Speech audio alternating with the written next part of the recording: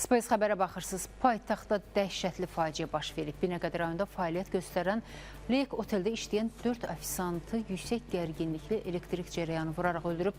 Hadisənin təfərrüatlarını əməkdaşımız Rəşad Vəkiloğlu danışacaq. İzləyək. Pilləkən tikintidən gəlirdi, digər tikintiyə aparırdı rəhmətə gedən işçilər. 4 nəfər otel işçisinin ölümünə səbəb olan bədbəxt hadisə bugün səhər saat 11-də baş verib.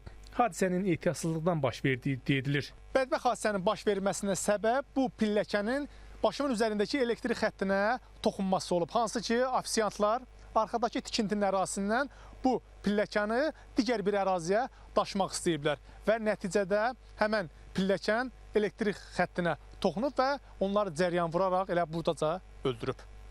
Otelin mühafizəçisi Əli Həsənovun sözlərinə görə ofisiantlar dəmir konstruksiyanı otelin şüşələrinin silinməsi üçün tikinti aparılan ərazidən gətirməliymiş.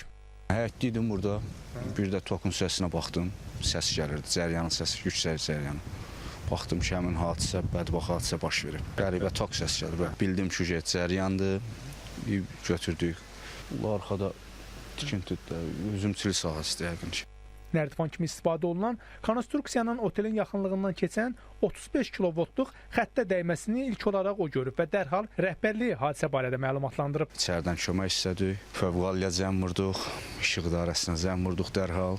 Lakin təcili yardım hadisə yerindən çatana kimi gec olub. 28 yaşlı Cavidan Muradlı, 20 yaşlı Emin Quliyev, 19 yaşlı Eltaz Əliyev və 18 yaşlı Əkbər Zeynalovun ölüm faktı təsdiqlənib. Meyidlər müayinə olunması üçün morqa aparılıb.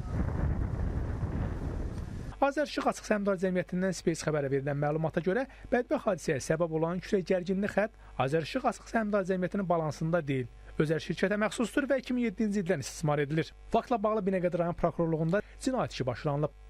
Elektrik cərəyanı vurması nəticəsində ölmələr faktına görə Binəqədi rayon prokurorluğunda Azərbaycan Respublikası Cinayət Məcəlləsinin 162.3-cü, yəni əmək mühafizəsi qaydalarının pozulması, ehtiyatsızlıqdan 2 və daha çox şəxsin ölümünə səbəb olduqda maddəsi ilə cinayət işi başlanaraq istintaq aparılır. 4 nəfərin ölümünə səbəb olan hadisənin dəqiq təfərrüatları aparılan istintaq araşdırmalarının sonunda bəlli olacaq.